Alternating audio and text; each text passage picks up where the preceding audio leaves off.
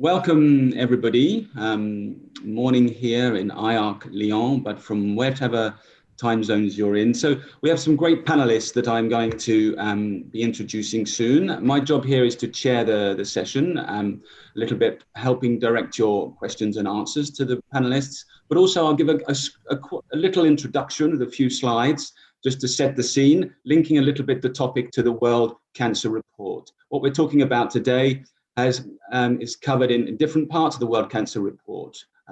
There's a big chapter on infection-related cancer, a large piece of describing cervical cancer, and also, of course, most importantly, vaccination, particularly HPV vaccination, as a preventative tool for cancer. So just first of all, this slide, I'd just like to remind us about what is the burden of HPV-related disease in the world. These are IARC estimates from 2018. Approximately 690,000 cases of cancer estimated to be caused by HPV diagnosed every year. Most of these are cervical cancers, but for which HPV is a necessary cause. But let's not forget that there are certain other cancers, whether it's other anogenital cancers, anus, penile, vulvar, and vagina cancers, a fraction of which is caused by HPV, and also some head and neck cancers that are caused HPV. And I'd also remind us some other important figures here that more than 90% of this burden of HPV-related cancer occurs in low and middle-income countries, and about 90% of it, of course, mostly because it's driven by cervical cancer, falls on women. And the last number to take from this slide is 13 different high-risk types are causing cancer, but by far the most important two that contribute about 75 or 80% of this HPV cancer burden are HPV 16 and HPV 18. Next slide, please, Sandrine. Which is why we were so reassured with the first clinical trials of HPV vaccine showed that we had almost complete 100% vaccine efficacy against these two most dangerous types, both 16 and 18. Next slide, please. But these vaccines have shown that they have efficacy beyond HPV 16 and 18. We have seen very good results showing that these vaccines protect against other high-risk types, whether that is cross-protection against types that are not included in the vaccines, or whether it's direct protection against these types included in more multivalent formulas of vaccines, which has been very promising. Next slide, please, Sandrine. But most of all, subsequently, we have seen efficacy of these vaccines in trials against precancerous lesions. We have seen very high efficacy to prevent lesions outside the cervix too, in the anus and in the vulva and vagina, showing we have potential to impact these cancers. But most of all, and the data that really led to the first licensure and then implementation of vaccines, which came in the mid-2000s, around 2006, was the data showing almost complete efficacy against precancer due to the oncogenic HPV types.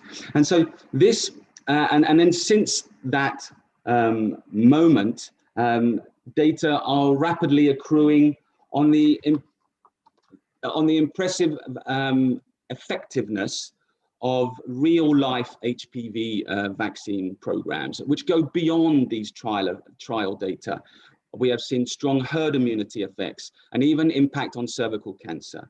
And this is the story which is going to be taken up by our two panelists today. HPV vaccination has, of course, now become the cornerstone of the WHO global strategy on cervical cancer elimination, which we will hear about today. So I would first like to, these are our two panelists today, Julia Brotherton and Paul Bloom, who have both been instrumental in developing actually the WHO elimination strategy. But first of all, I'd like to introduce Dr. Julia Brotherton, who is Medical Director of Population Health in Melbourne, Australia. Julia is a public health physician and an epidemiologist and has a lot of experience in the delivery and evaluation of the population-based cancer screening, but also prevention HPV vaccination in Australia, and has really been a lead investigator in a lot of the Australian research that has really been the pioneers in obtaining the real life data on HPV vaccine impact. So Victoria, please, Julia, the floor is over to you. Thank you very much, Gary, for that warm welcome, and it's a great pleasure to be speaking to you all on this webinar today. I'm just going to share my screen.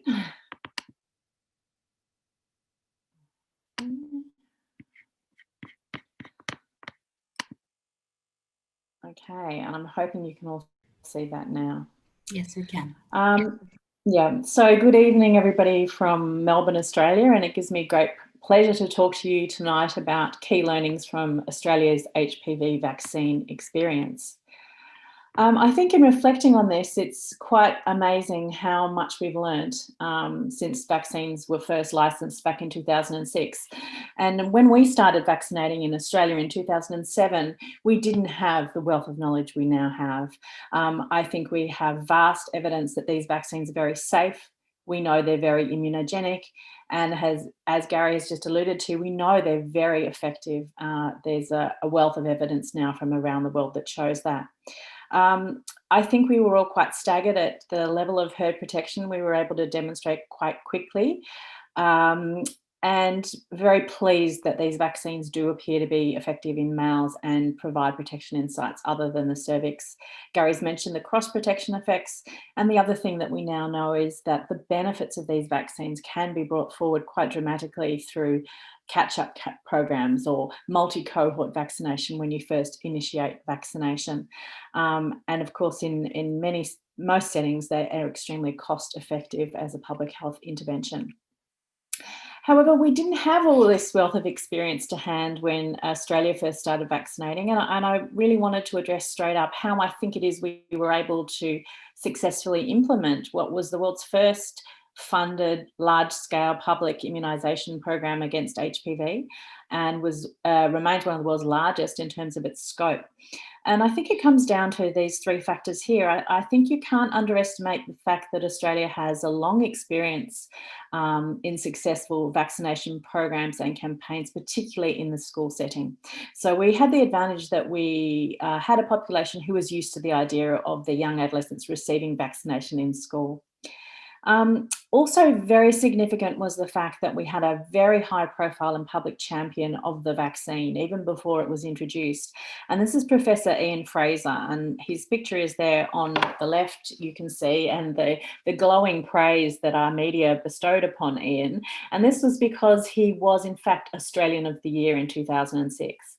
This is a very prestigious, popular position, gave him a very high media profile, and I think we can't underestimate the extent to which Australians then felt that this was their vaccine and something that they wanted and in fact demanded. So I think this was the perfect environment in which to introduce a new vaccine. I think the other important factor is really the earning and maintaining of public trust in vaccination. And so our system provides a robust scientific platform for the registration and program decision-making about using vaccines. We have, as I said, experience particularly in the school setting in vaccine storage, delivery and managing programs. But the key really is having transparency around your program monitoring, communication and accountability. And so we've been very attentive to the need to publish vaccination coverage data so that people know how the program's going, to be transparent about vaccine safety and to demonstrate vaccine effectiveness so that people know that the vaccine that they're agreeing to receive is both safe and effective. So in terms of what our program actually looked like, as I mentioned, we launched it in 2007, and we actually started with a 3-year catch-up program in which we provided free quadrivalent HPV vaccine. So that's the vaccine that covers 16, 18 and type 6 and 11, which cause genital warts, to all females aged 12 to 26. So in school for the 12 to 18-year-olds and through primary care for the slightly older women. Following that catch-up program, it became a routine program for girls in the first year of high school, usually about 12 to 13 years of age. And then in 2013, we introduced the program for boys. The next big change happened really in 2018 when we've moved from the 3-dose course that we were originally giving, in line with global recommendations, to a 2-dose schedule for younger adolescents, and the use of the non-valent HPV vaccine, which provides protection against the next 5 most common causes of cervical cancer. Also on this slide, you can see the way our communications changed over time. So on the left there, the mother and daughter, you can see this is a very feminine pink image, and you'll see that the vaccine was actually called the Cervical Cancer Vaccine at that point. By the time we moved to communicating to parents about why their boys should also be vaccinated, people knew about HPV, and so we started calling it the HPV vaccine and talked about HPV-related cancers. In terms of how we actually immunise in Australia in our school programs, we have a model whereby our national government actually negotiates the price for the vaccine and provides centralised resources and support for the program. However, our 8 state and territory governments are responsible for delivery in schools in their own jurisdictions, and things like consent form and on-the-ground vaccination protocols.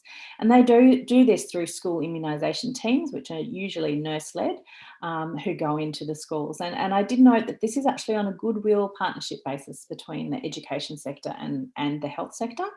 And the actual administration is organised sort of one-on-one between the teams at the school level. Importantly, we have always recorded HPV vaccination right from the beginning into a national register, and this has really allowed us to not only monitor our data really closely, but also send reminders when children need a further dose and let parents know when the course is complete. And interestingly, the method for how you catch up a dose if you miss it in school actually does vary by our state and territories. And it has to be said, the largest success happens when you actually continue to offer in school the next year for those children who've missed out, tend to have the highest coverage. In terms of what we actually managed to achieve, these are the data from those first 3 years, that first catch-up introduction of the vaccine, and we were absolutely delighted with this coverage. You can see in the adolescents there on the left side, nice high coverage up in the mid-80s for that first dose. Unfortunately, a drop off to the 3rd dose, which I think was always a challenge. And we were absolutely delighted with the coverage we achieved in young women who had to go to their primary care physician and request the vaccine. And in fact, we also know that the register under-recorded those vaccinations. So we're very confident that we successfully vaccinated over half of the young women in Australia at this time, which was really, truly exciting. In terms of progress since then, we do monitor our coverage at the age of 15, which is one of the measures that WHO recommends to allow us to compare over time and between countries. And this is just a brief schematic which explains why. And in summary, for children born in a given year, of course, depending on what time of year they're born, they'll enter school at slightly different ages. And this means by the time they're vaccine eligible in our setting, usually at age 12, they may be in different grades in school. So the upshot of that is by the age of 15, all children will have been offered the vaccine and had the chance to complete. And this is why we routinely monitor at that particular age point. This is the coverage that we have achieved when we were using the quadrivalent 3-dose schedule. Females are on the left side of the graph and the males on the right. And you can see there, slowly rising coverage, particularly that 3rd dose. So by the time we got to 2017, we nearly had 90% for the 1 dose in girls and 80% 3-dose coverage. And the boys, who of course started later and started with that catch-up program, are, I think, slowly narrowing the gap, which is fantastic news. Oh, sorry. The other thing about having vaccination registry data is that you can look at your data in different ways. And this is just an example that I've pulled up. And this is looking at whether vaccination coverage is equal depending on the socioeconomic status of the area that you live in, which is a routine measure that we use in Australia. And so the highest quintile are the highest socioeconomic status. And what's really fascinating is that, in fact, the gap in the coverage for dose 1 is very, very small. It's only just over 1%. In dose 2, it widens slightly. And then by dose 3, you do have more like a 5 to 6% gap. However, this is much more equitable than we've ever been able to achieve with cervical screening. So we actually think that not only does this give us data to work out where we need to put more resources and focus in ensuring high vaccine rates for everybody, but that it is inherently more equitable than many other programs. Now, I am going to talk about the impacts from this high coverage we've achieved shortly, but before I did that, I did want to very briefly talk a little bit about vaccine safety, because obviously this is a fundamental underpinning to public trust in vaccines, and I think we're going to see that emerging with the COVID vaccine issues. But as the first country to deliver a whole of population large-scale program, we knew that we would see a lot of reporting of adverse events, and we also knew that the illnesses that young women develop, that they do often appear in this age range, and that we would expect to see some occurring coincident with vaccination. And we did indeed have an alarm call right at the beginning of our program, and this was in Melbourne, where I live, and we had a reasonably large group of girls in the school immediately post-vaccination experience a range of quite alarming symptoms, of which 5 were sent to hospital, some were admitted. And you can see there that it made the front page of the newspapers, it was on the radio. So it could have been a major crisis point for our program. Fortunately, we had a well-developed communication strategy. The health minister immediately got up and said that they had every confidence in the program. And importantly, we had the clinical resources and expertise available to these girls to quickly evaluate and assess them. So in Victoria, as in most of our states, we have a dedicated unit that monitors adverse events, and they were able to quickly advise the relevant clinicians. And in fact, they were able to review some of the girls, and you can see there 3 or 4 were actually received their next dose of HPV vaccine without a problem. And I think that's a testament to how important a good, rapid, pre-prepared response is in the face of inevitable vaccine crisis when you introduce a new vaccine is. And we do continue to contribute to global safety data. You can see we've given a lot of doses, and also did a period of very enhanced surveillance when we introduced the male program, and noted simply that yes, vaccination does make a lot of pre-adolescents faint.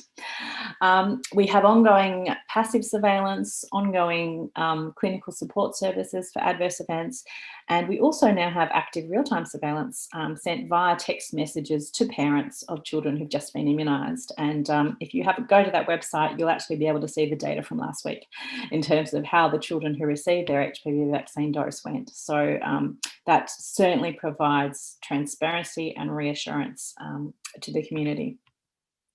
Moving on to the impacts that we see from our vaccination program, and these are the data that really demonstrated to us that we had interrupted or massively reduced the circulation of HPV 16 and 18, those nastiest oncogenic types, shortly after vaccination. So this was done in clinics around Australia, young women coming in for their cervical screening test and looking to see what types of HPV were on their cervix.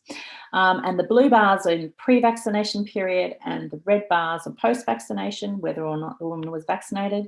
You can see that the HPV prevalence fell. that the high-risk HPV prevalence fell, and most importantly, right on the right there, just a collapse in those prevalence of those vaccine-targeted types, even amongst women who had not actually been vaccinated, demonstrating herd protection. And when we went back and did this study again at those sentinel sites by 2015, in fact, there'd been a 92% reduction in the prevalence of those vaccine types. So really a change in the epidemiology. We also quite rapidly saw declines in genital warts. As I mentioned, the vaccine that we used provided protection against 6 and 11, which are the main causes of these warts. And you can see in the blue line there that shortly after introduction of vaccination, young women achieved really quite remarkable reductions in the number who were diagnosed with genital warts when they presented to sexual health services. In fact, a 93% decline just 5 years later. And this is where it gets very interesting. We weren't vaccinating males at the time, but you can see here that the same age sexual partners derived massive herd protection benefits, and the rates in young men certainly fell as well. It is worth pointing out that part of the reason we saw such rapid results in Australia was because of the magnitude, the size of the multiple cohorts we vaccinated at once, which really were able to interrupt transmission of the virus in those cohorts. And I'm just showing you this as an example of some modelling work that we did with some Canadian colleagues. And the red line there is what is predicted would have happened in terms of falling rates of genital warts if we'd just done one cohort at a time. And you can see it would fall, but it would take quite a while compared to what we actually did. And the model is the blue line there, and those dark boxes are the actual observed data. So you can see this is what we mean when we say multi-cohort vaccination can bring forward those impacts of vaccination. Now, this is my favourite data, my favourite slide. Australia has been screening women for cervical cancer in an organised way since 1991, and as part of that we have systematically collected in our registries data about outcomes. And so this graph here presents the rate of those high-grade precancerous lesions that we're trying to detect and then treat to prevent cervical cancer through screening. And you can see that following the HPV vaccine catch-up period, which is in pink there, very rapidly, these very young women who were screening, the rates fell very fast and very dramatically.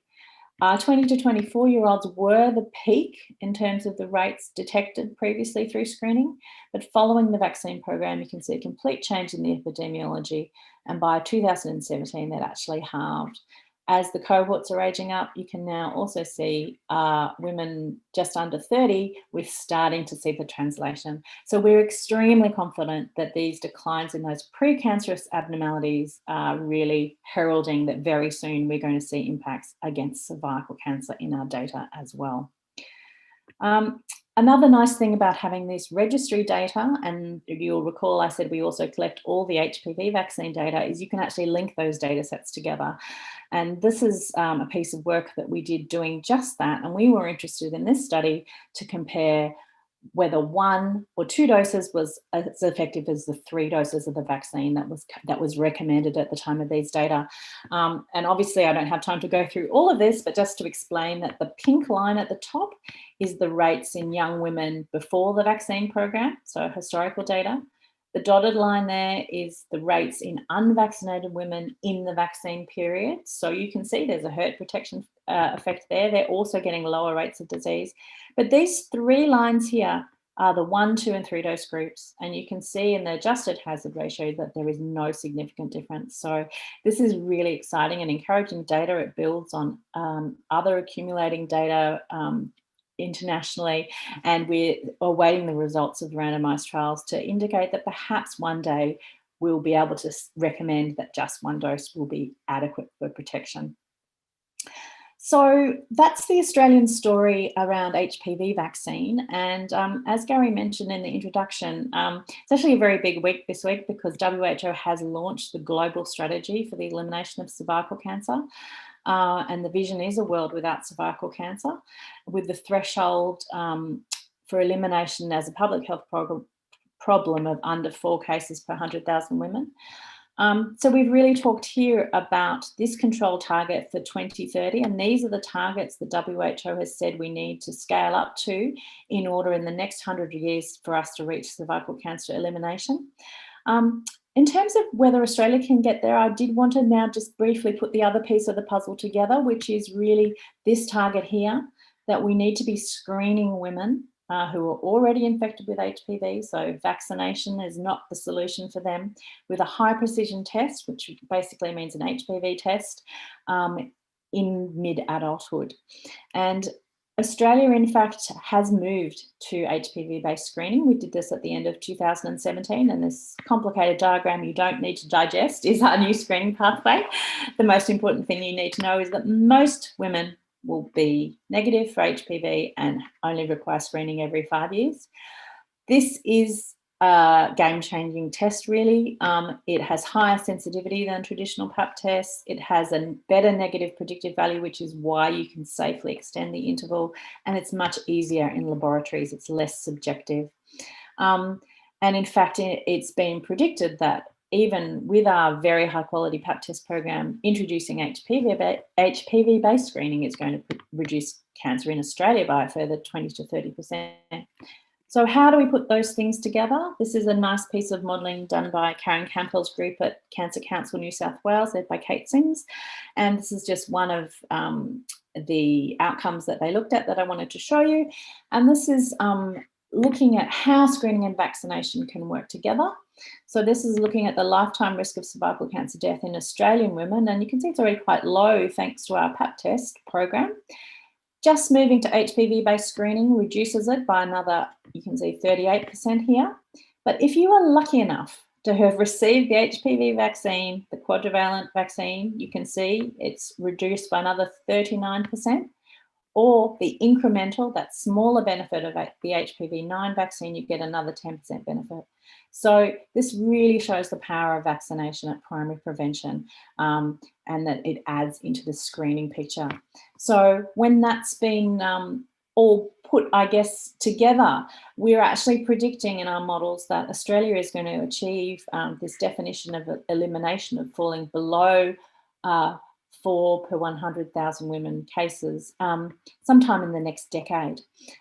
You'll also note that there's a little blip up before that happens in incidence, and this is a consequence of introducing a more sensitive screening test. So we will be bringing forward the diagnosis of some women with cervical cancer at an early stage due to our new screening test. You'll see there's no corresponding increase in mortality. So it's certainly very exciting times, and this, just so you know, the blue line here is what happens if we actually stop screening those 9-valent vaccinated girls once they enter screening age. And you can see it would be slightly higher rates, but still well below elimination. And I think this is an argument that we will have to have when the time comes in 20 years' time regarding whether we keep screening or not. So in conclusion, the Australian experience, I think, is very positive, and we have achieved good public and provider acceptance of HPV vaccine. I do want to emphasise, though, that it takes constant diligence, communication and trust to maintain that. And every year when school starts, we see anti-vaccination campaigners writing to school principals, trying to undermine the program. So it's really important that we're constantly on our guard to give the public trust in the systems that we have, and remind every generation of parents coming through that giving the gift of cancer protection to their child through vaccination is one of the best things that they can do for their health. We have seen dramatic declines, as I've shown, and really it's pivotal now as part of the strategy that we're making these HPV vaccines accessible globally to every girl who needs them. And that is where I will leave my presentation.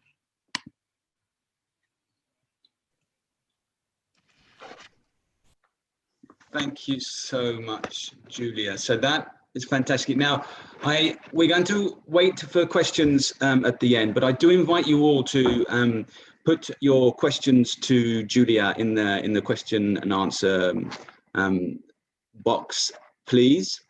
And in the meantime, whilst you're writing those questions, thinking about them, we're going to move to hear from Dr. Paul Blum, who is a technical officer in the WHO and has been working for more than a decade now on HPV vaccinations as at the heart of the Department of Immunizations, Vaccines and Biologicals at WHO. And what we're going to hear from Paul is the extent to which other countries in the world have followed Australia's example as a pioneer implementator.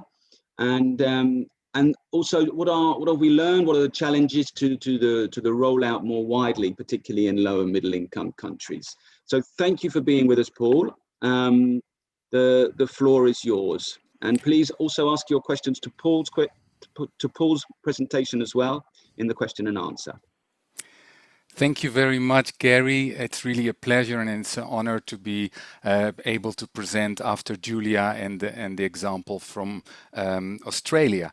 So let us start by looking at the global strategy that she just introduced. It was launched 2 days ago on the 17th of November, so it's now truly an adopted global strategy. And this focus on the 90% of girls being vaccinated by 15 is very important, and that's what we'll be looking at. And do remember the figure of 90%. So for the elimination, we've done a series of modeling, and we heard also the Australian modeling that was done. And the reason I want to show this modeling, which is the graph for the low and middle income countries, is for two reasons. This was a modeling done with the 90% from the word go, which means from 2020. So this is the maximum effect we can get.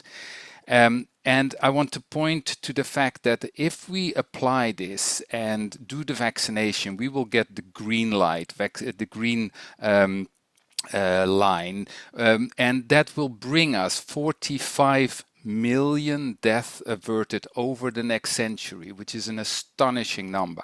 And that by vaccination alone. I had my arrow moving to the full strategy, which is vaccination and 2 lifetime screens, and that can prevent a further 14 million deaths. So that's quite astonishing, and I think that's why also the importance of reaching high coverage so that we can reach. Somehow my screen is moving, sorry for that. Yes, first we should say something about the vaccine effectiveness, its impact and safety, and really building on what we saw from Australia. So this is the first document that came out, a recent review of pooling all the data from studies.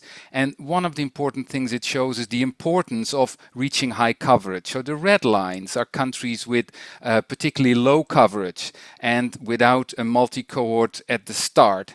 So they have a nice reduction over time. But we see that the blue line is the countries that do both multi-cohort, so they start immediately with a strong decrease, but their overall decrease is much deeper and closer to this 90% that we heard Julia also mentioning in Australia.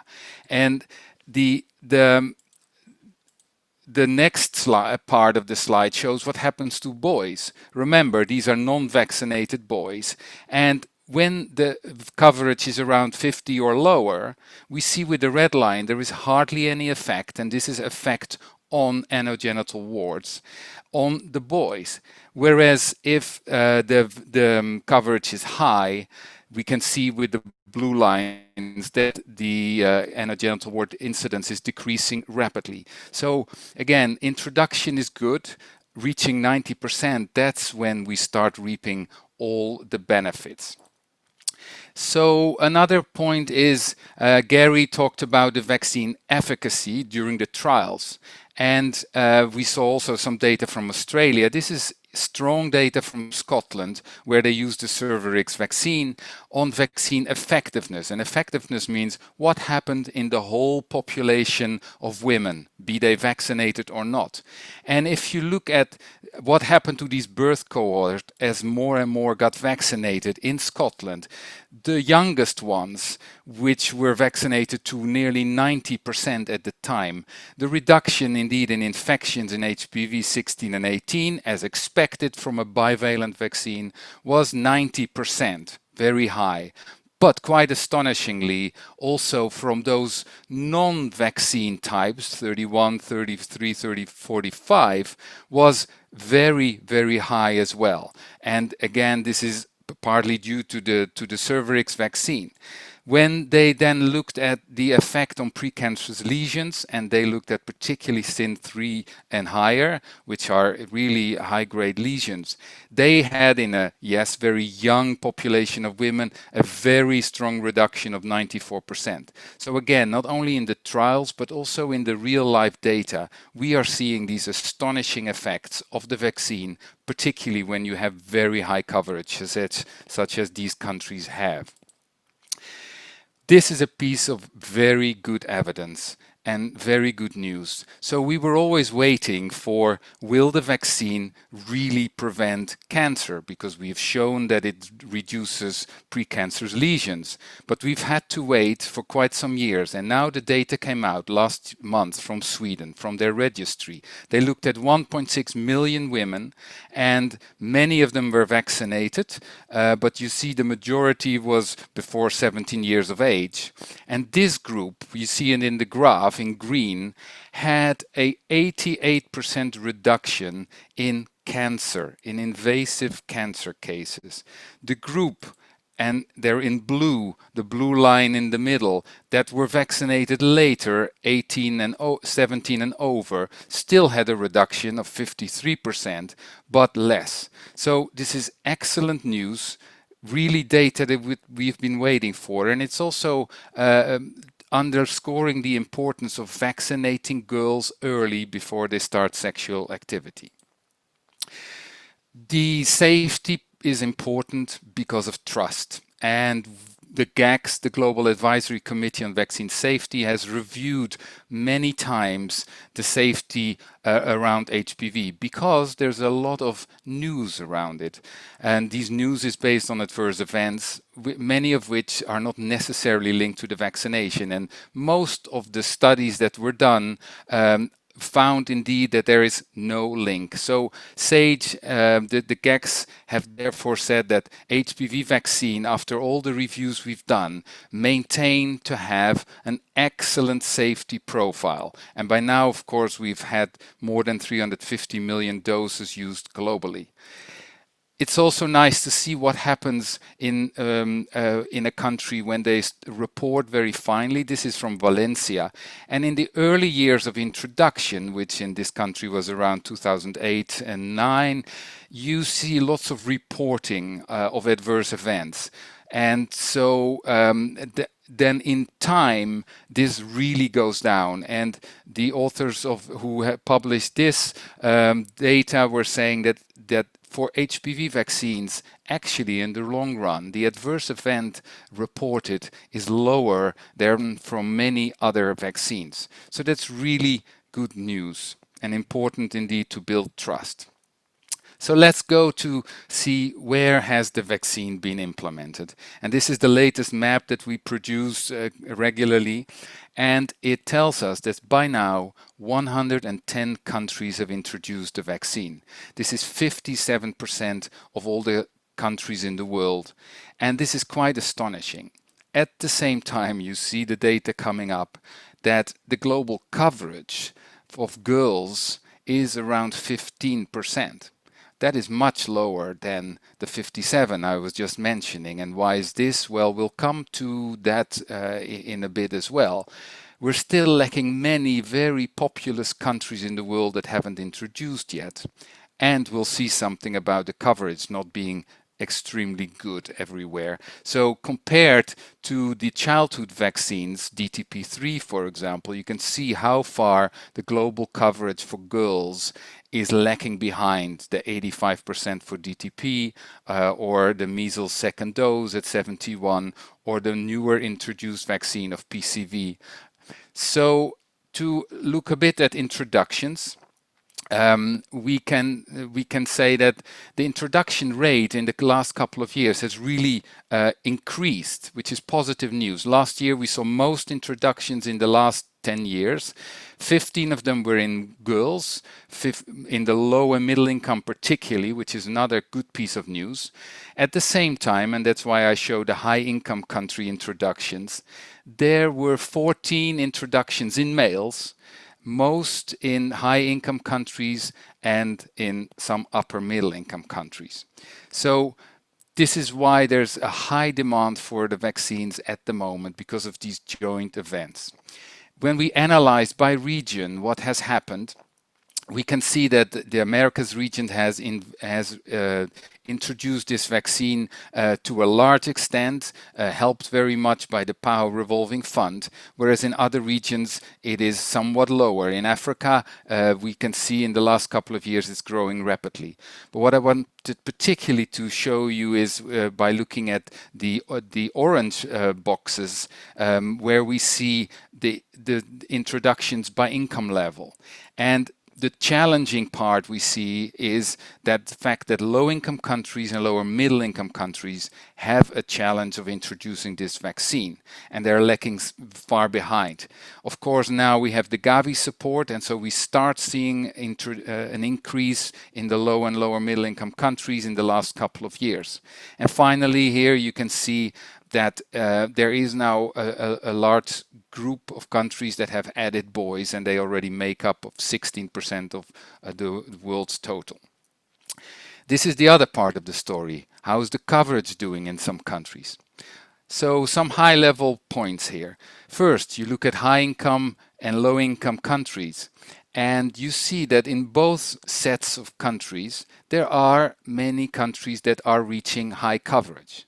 So we can say HPV vaccines are accepted, and it can be done both in high-income settings and in low-income settings. But of course, that's not the whole picture, because when we look down, we see that many countries have high dropouts. This is the difference between the little yellow rounds, the first dose, and the last dose, which now is the second dose. And this dropout can be anything between 5, 10, up to 50%. So that points to programmatic challenges. And then, of course, we have the countries at the bottom that have really low coverages, and where there are additional challenges that sometimes have to do with hesitancy, but not only. And that's why I put this question there, that we really have to analyze now that we've introduced the global strategy, and say, why aren't we reaching the 90% or very high coverages? And not just think about hesitancy. There are many factors we think contribute. What strategy do we use? Are we doing continuous demand generation, which is needed? Are we building the confidence in health workers as well as the community? And indeed, what's the way of dealing with hesitancy? Some piece of good news from Gavi-supported countries. These are low-income countries, and they have therefore also weaker health systems. And one question was, can they do HPV vaccine? And I think these rates of particularly the first dose of HPV show that actually they can. And many countries are having very high coverages. There are challenges. We see in HPV2 that some countries have high dropouts, some countries are just starting, and so they're fine-tuning their systems. But indeed, there is work to be done in these countries as well. But really, this is a piece of good news that has come from these countries, and these are, of course, Gavi countries are the next set of countries that will need to introduce. So we did an analysis of what happened from the first 2 years of introducing and the coverage that is there. And you can see that the first dose coverage in high and low income countries is comparable to even a bit higher in the low and middle income countries at the moment. And what happened in the years following that? And so when we did a trend type of analysis, this is what came out. There was hardly any difference in the long term in these trends in the countries. So what does this mean? When you introduce and you have a low vaccine coverage, say 50%, then the likelihood that you will still be around 50 or 55 in 5, 6, 8 years after introduction is very high. And if you reach high coverages, the chance that you will still be at those high coverage after many years is also very high. So this points to the importance of the first year. When you introduce, do that with all you can, do it with high quality, do the social mobilization well, and continue that in these first years very strongly. That is very key. So don't treat this as childhood vaccines, where we sometimes say we gradually go, we start slowly, and then maybe we'll see what happens after. That in HPV can be a recipe for low coverage for a long time. So another point is that, why are we seeing these low coverages and are low compared to what? So we compare them to DTP3. DTP3 is often used as a proxy for the quality and the capacity of immunization programs in countries. So we plotted the DTP3 coverage against the HPV coverage, and the red line would be a line where you have equal DTP3 coverage and equal full dose HPV, so second dose HPV coverage. This is 2019 data, and what we see here is actually that many countries that, and I circle it in green, that have very high DTP coverage, so a very strong system, are underperforming on HPV. 20% lower for HPV, 40% lower, 60, 80% lower than their DTP coverage. So we're underscoring, and this is really something that we need to address. Many countries have introduced boys in the last couple of years. And so one question is, what happens when you introduce boys? Is it accepted in the same way? We did a ratio for first dose and the last dose, and the ratio is compared to what was the female coverage before. And so the good news is, and you can see that in these lines, that it's basically the same for the males as for the females in a majority of the countries, both for first and second doses. So it's well accepted. The less good news is it doesn't help to increase female coverage. So your overall effect of the vaccination is still hampered by the fact that you may have low female coverage, and it's therefore not a recipe to mend that. So now some forward-looking trends, and unfortunately that's where COVID may come in as well. Here is what came from our market outlook that was published 2 days ago. What will be the demand in our terms of forecast? At the moment, we vaccinate 60 million doses per year, and our forecasts are that this will be increasing over the next 10 years, particularly if the elimination is really pushing countries to introduce by 2030 and could reach 160 million doses by then. And this is, of course, all based on a 2-dose scenario. At the moment, unfortunately, the supply has fallen short of this very high demand we were talking about. And therefore, at the moment, we need to kind of calibrate the demand. Countries are doing this. Some are postponing their MACs, some are delaying planned introductions. And that's, of course, unfortunate. We see on the right in the map that there are producers in blue, and they are now working on improving their capacity. There are also in green the new producers that are coming to market, and we just had a new vaccine from the Chinese market that will soon be PQ'd in the next year or so. And so there will be new demand coming, but in the short to the midterm, it's important that we use the vaccines where they are most needed, which is girls in low and middle income countries.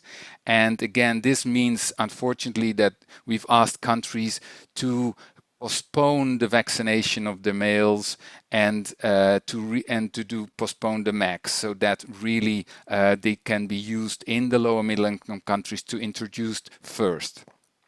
So we think that by 2024, the situation with the vaccine supply should be back and meet the demand, and there should be sufficient vaccine doses as of then. And so again, more on this you can find in the market study. So finally, looking a bit at schedules, and so we all know at the moment we use the 2-dose schedule, and we have a certain interval between 6 and 12 or 15 months that is recommended. What we see is needed because of the COVID pandemic is some more guidance about the flexibility that may be needed to catch up girls late or to start with some girls later. Now, of course, there's a lot of flexibility in the HPV schedule. You can vaccinate at 10, 11 or 14. So use that flexibility, but also use the longer intervals. SAGE has last year said that we can use an interval of 3 to 5 years, and I put that in this graph as well, if needed for the supply shortage. And again, this is something that one place, which is the province of Quebec in Canada, has already put in place. They now have a 2-dose schedule with a 5-year interval, dealing among others with the challenges of COVID.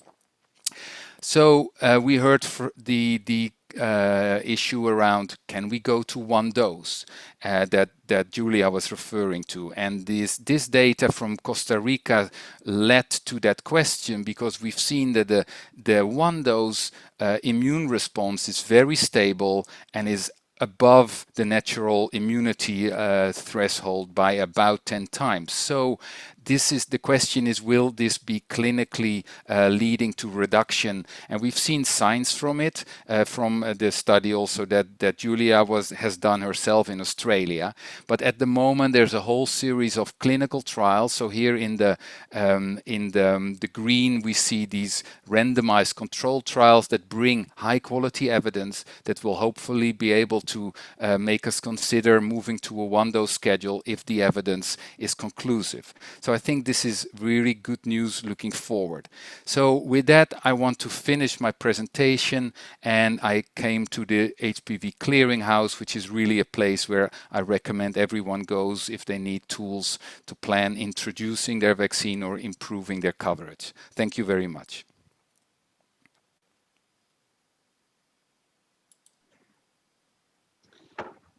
Okay, thank you very much, Paul. Now, I have been following the question and answers, questions rather, and the chat. We do have quite a few questions that I'd like to put to you guys.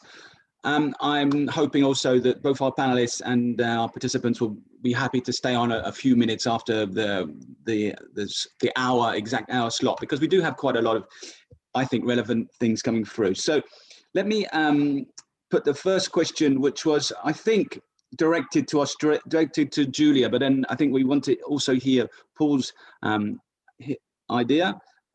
Is, first of all, is the HPV vaccine voluntary or compulsory in Australia? This comes from Zoltan in Hungary, where apparently there is quite a lot of strong debate about this. So maybe Paul would like to also make a comment about the extent to which programs recommend or strengthen the obligation to be vaccinated. Yeah, great question. HPV vaccine is completely voluntary in Australia, so parents need to sign a consent form for their child to receive it, and or otherwise you can go to your own doctor and request it. I think it is a fairly contentious issue around any vaccinations being mandatory in Australia. We don't have mandatory vaccination per se, but in more recent years, there has been some penalising of people who don't get their children immunised by removal of some of the financial payments that the government gives them to support their children, and also some policies which say that you can't attend childcare if you're not immunised. So I think it's a very contested space. I personally have some major issues with any sort of compulsion for immunisation, and I think the way that you want to go is to have strong public trust and want people to be vaccinated rather than forcing them to. I think it's really an important principle, but that's my personal view. Paul, do you have anything to add on that? I think in WHO we also think that in general voluntary vaccination is the best strategy to follow. We see countries differ in this, but actually I would say that about 96% of countries have voluntary vaccination, and some countries have label it more as more obligatory, mandatory, but of course often do allow exemptions from that. So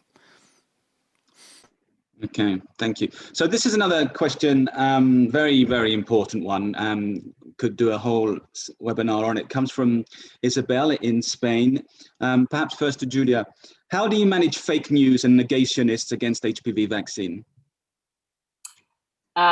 It's not easy. I think that certainly when we introduced HPV vaccine, there's very much always been the mantra traditionally that you don't respond to anti-vaccination propaganda, but I think that very much came from the days where it didn't have the reach that it has now. And I think that we certainly have realised that not responding at all probably isn't an option anymore, and that it's not giving them oxygen, because it's got oxygen anyway because of social media. And if you don't respond, the concern is that parents will read it and some of them will be influenced by it. And once they've been influenced by it, it's very difficult to actually undo that. So we definitely try and provide resources and materials that people can find. So if there are persistent rumours happening or things being spread on social media, it's really important, I think, to provide a trusted, reliable place that people can go. Of course, many times that is their own doctor or practitioner. And so us having great connections and education for our practitioners is also one of the key lines of defence against some of those major concerns that otherwise really do concern parents. And they're terrifying, some of the things that are spread around about the vaccine. So you can totally understand why. But yes, we do always try and be on the front foot. And where we need to, we will respond.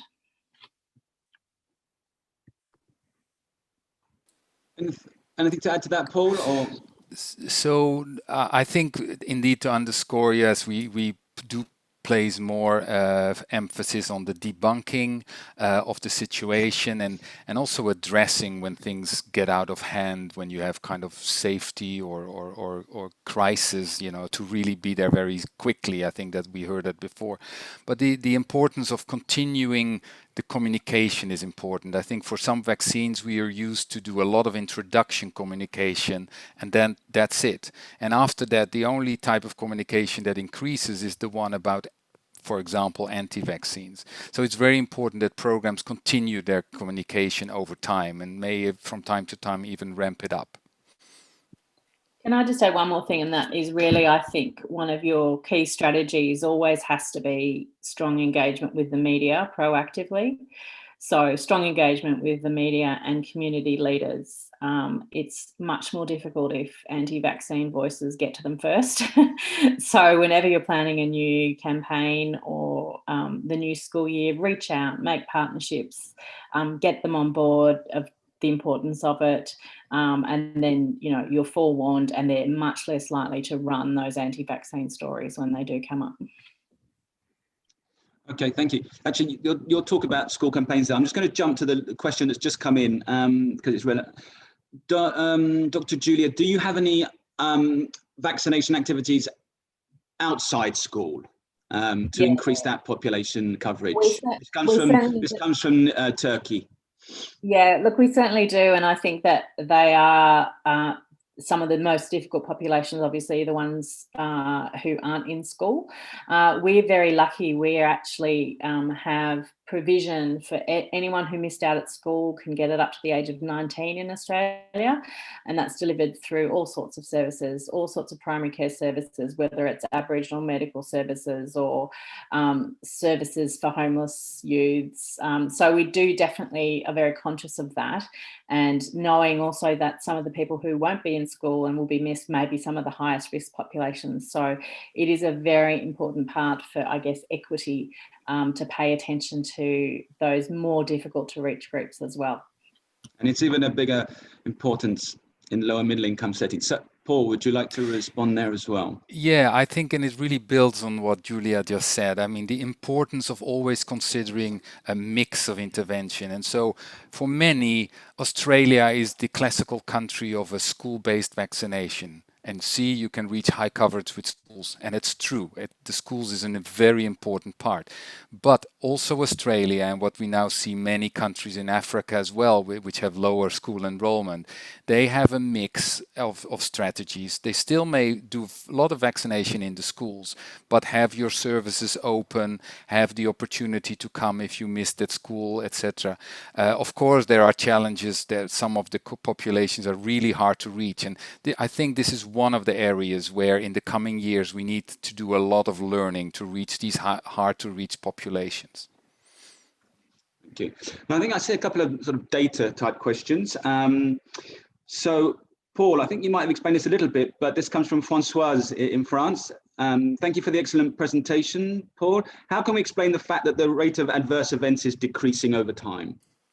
So this was an observation, and so it's not a general, I don't have an observation from all the databases of the world together, but I think, and this is more a logical explanation, that when we introduce, there's a lot of anxiety around the vaccine. So adverse events are any event that is reported after vaccines. When someone, a parent or a child, gets, it reports an effect that he or she attributes to the vaccine. Most of them are not attributed to the vaccine. So therefore we see a lot of reporting when there's anxiety in these beginning years, and when that anxiety subdues, then we see also the rates going down, at least in Spain. So for me, that's really what's behind this data.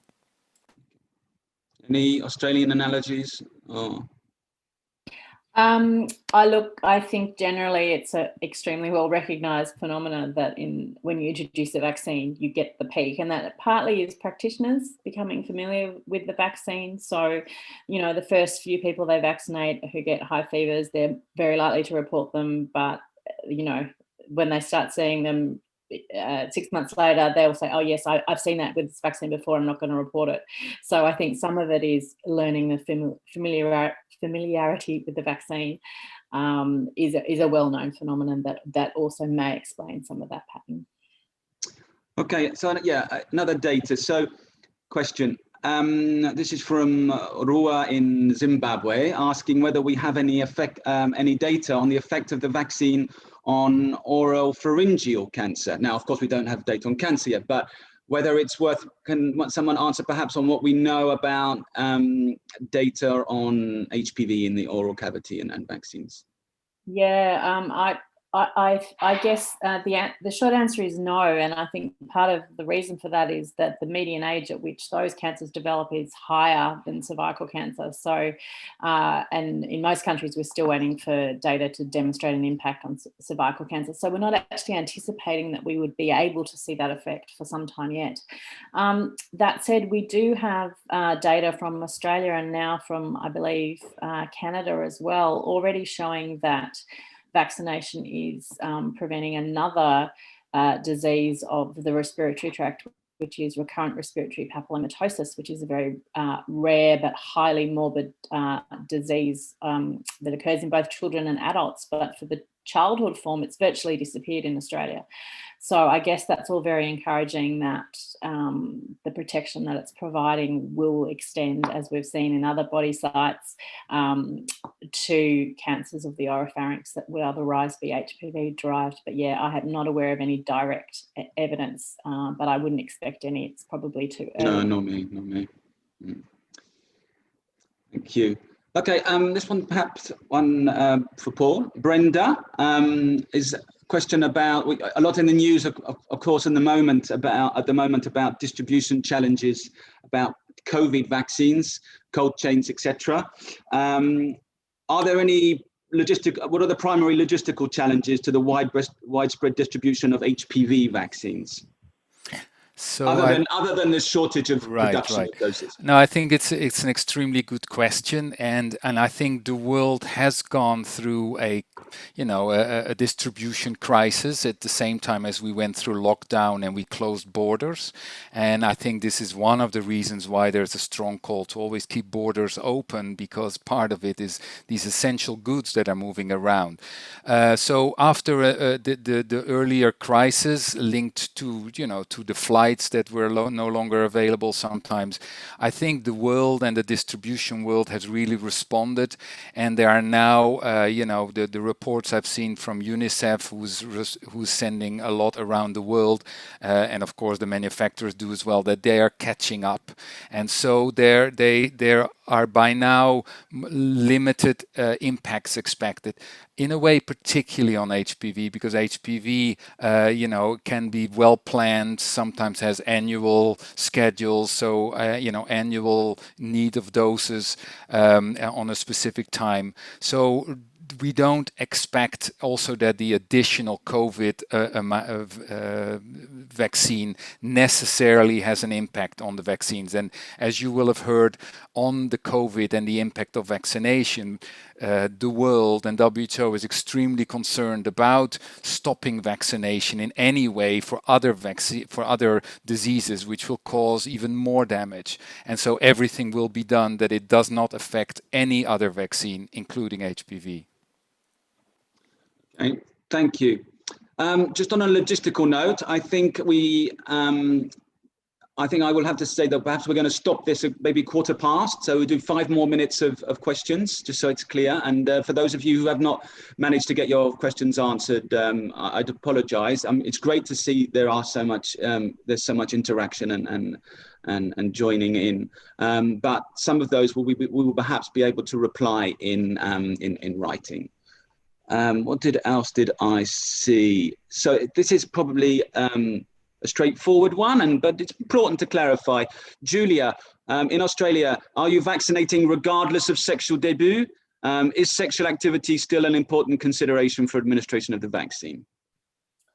So our program is targeted to 12 to 13-year-olds. That's the recommended age, which is below our median age of sexual debut. There's certainly no questions asked to the adolescents. And we, as I said, we do provide catch-up up to age 19. Now, when we started, we did, as I said, offer the vaccine to everyone up to the age of 26. And there was a lot of discussion in the community about the fact that every year later you left it, the less likely you were to benefit. And I do think that that's one of the reasons why we saw almost with every year of age, the coverage was a bit lower, because I think women heard that message that, in fact, the best thing I can do now is to be screened. So, yeah, no, we don't take that into consideration. And I think the extent to which your population will benefit from vaccination of older women may actually change over time. So it's interesting. At the beginning, I was extremely skeptical of vaccinating up into older age groups. But it's now clear that in Australia, for example, if you have someone who's 17 and missed out, it's highly unlikely she will have been exposed to one of the HPV types now because of the herd protection. So you actually have a bigger window probably to get good protection into that young person. So I don't think it's a very straightforward answer, but it's certainly not something that's routinely asked for the target age group. Okay, thank you. And maybe just there's a couple of last sets of questions that are a little bit about current WHO recommendations, Paul. So what is the international record? This is coming in from Vanessa. I can't see the country, unfortunately. What is the international recommendation about age for the general population? I mean, people older than adolescents. Yeah, so it builds a little bit on the previous. So as I said, we recommend as a primary target girls and 9 to 14. And 9 to 14 in the context of the local epidemiology, or actually local also sexual, sexual debut figures. So before sexual onset as possible. And I think this is the key, the key target, and we have no indications, particularly for older vaccination. We know the vaccines are licensed till, for some were licensed till 26, and that was later on raised till 45. We've actually, and the SAGE has expressed its concern with the use of the current doses for both boys and older women, because particularly also with the older women, because the effectiveness of that we know is far less than in younger women. And we've seen data points which show that, let's say, with every 80 vaccines doses given in a country, highly infected country such as Uganda, you can prevent one cancer case, whereas you nearly need 8,000 doses to prevent possibly one case in women of older ages. So you can see, the inequity of using the vaccines in that way is big. But that's, of course, particularly looking at it from a vaccine availability point of view.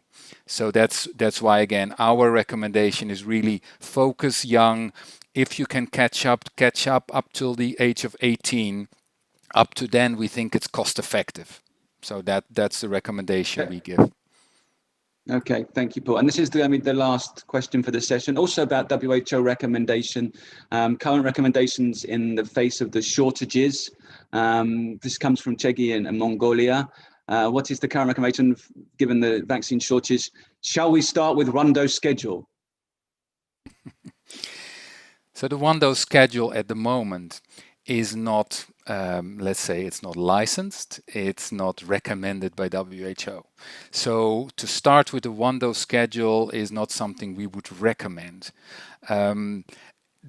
Something else is to say whether if countries have limited doses, could they start and wait for some years to vaccinate the girls with a second dose? Now that's where SAGE has said, yes, it's possible. You could vaccinate with the second dose in 2, 3, or 5 years' time. By what time there's more vaccine available.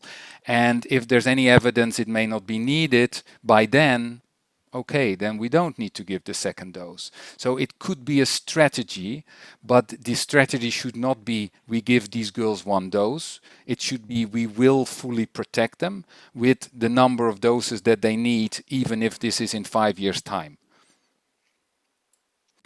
Thank you very much. And that's been a really rich session. So we will bring this to the close, and it is all being recorded. So thank you very much for our panelists.